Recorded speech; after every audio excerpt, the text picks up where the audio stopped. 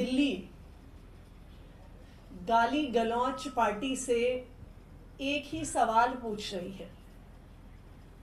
सारी दिल्ली एक ही बात जानना चाहती है कि गाली गलौच पार्टी का सीएम चेहरा कौन है। आप दिल्ली के किसी भी गली, मोहल्ले, कॉलोनी, पार्क में कहीं पर भी जाइए, आज यही चर्चा का मुद्दा है कि आम आदमी पार्टी ने तो अपने सीएम चेहरे को घोषित कर दिया कि दिल्ली के लोगों को पता है कि आम आदमी पार्टी को वोट देने पे अरविंद केजरीवाल जी दिल्ली के मुख्यमंत्री बनेंगे। लेकिन अगर गाली गलौच पार्टी को वोट दिया तो आखिरकार उनका मुख्यमंत्री कौन बनेगा। आज बीजेपी की कोर कमेटी की मीटिंग चल रही है। आज शाम को भारतीय जनता पार्टी के पार्लियामेंट्री बोर्ड की भी मीटिंग है।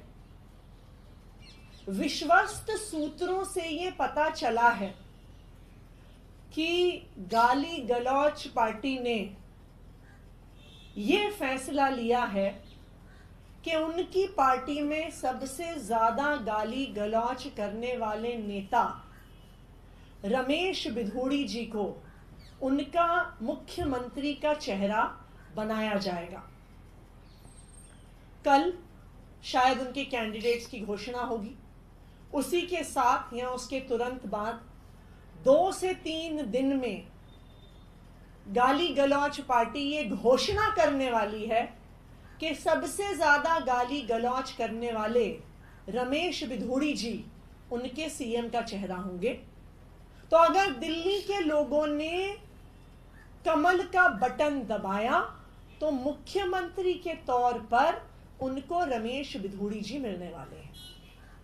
इस फैसले का कारण क्या है? इसका कारण ये है कि गाली गलौच पार्टी में जो व्यक्ति सबसे ज्यादा भद्दी बातें करता है, जो सबसे ज्यादा गाली गलौच करता है, वो इस पार्टी में सबसे ज्यादा और सबसे तेजी से आगे बढ़ता है।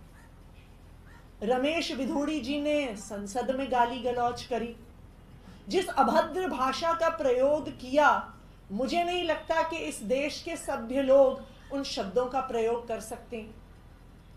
रमेश बिधूड़ी जी अपने पार्टी के लोगों के साथ गाली गलौच करते हैं।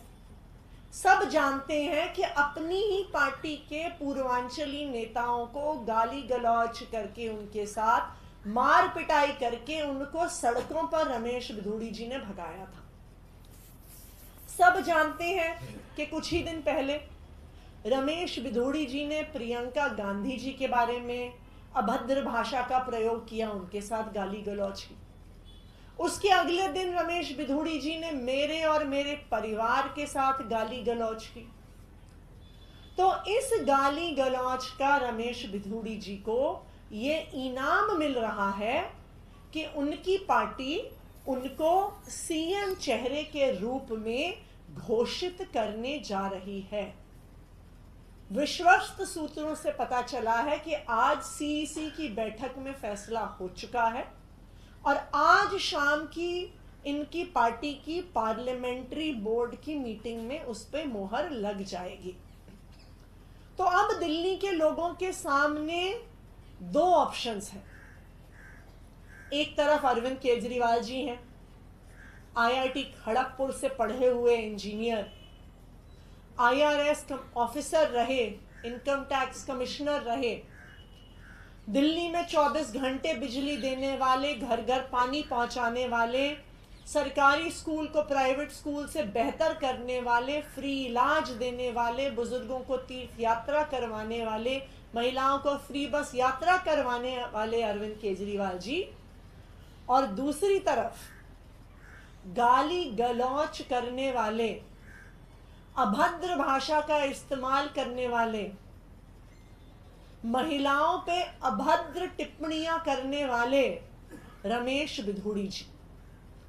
तो अंतर बिल्कुल साफ है कि आम आदमी पार्टी के पढ़े लिखे नेता अरविंद केजरीवाल जी और दूसरी तरफ गाली गलौज पार्टी के गाली गलौज करने वाले नेता रमेश बिखूड़ी जी।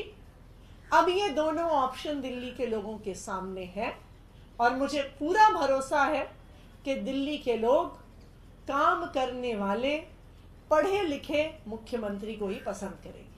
Thank you. Ma'am, Arvind ji ने ट्वीट किया, कहा है कि जो प्रवेश वर्मा हैं वो अब दफ्तर बांट रहे हैं एनसीसी को विरोध करते हुए। प्रवेश वर्मा जी एमसीसी का उल्लंघन ना सिर्फ कर रहे हैं बल्कि चौड़े होके कर रहे हैं।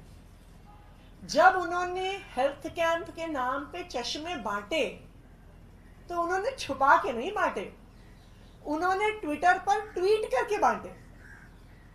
जब उन्होंने अपने घर पर वोट के बदले नोट बांटे, उन्होंने छुपा कर नहीं बांटे, खुलेआम बांटे।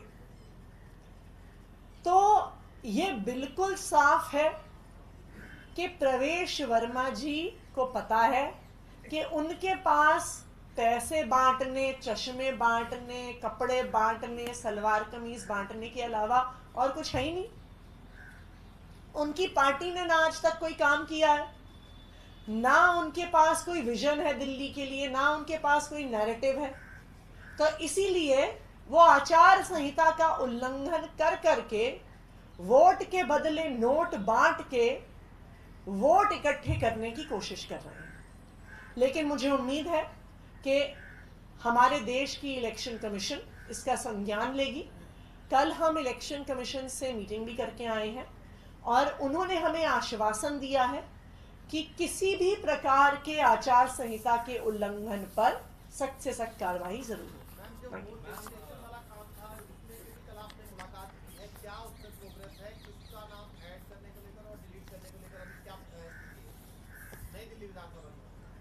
नई दिल्ली विधानसभा में 15 दिसंबर के बाद से 8 जनवरी तक तकरीबन 13,000 वोटर्स की एडिशन के एप्लीकेशन आए हैं।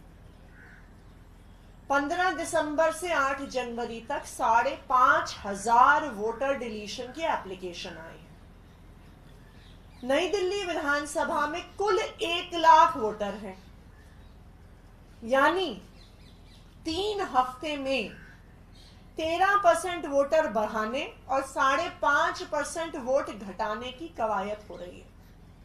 देखिए, ये तो जग जाहिर है कि 3 हफ्ते में हो ही नहीं सकता कि 15,000 लोग दिल्ली और देश के अलग अलग हिस्सों से नई दिल्ली के एक छोटे से इलाके में शिफ्ट हो जाएं।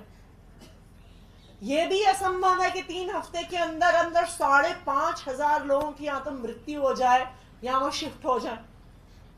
इसलिए ये बिल्कुल साफ है कि एक बहुत बड़े स्तर पर फर्जीवाड़ा हो रहा है।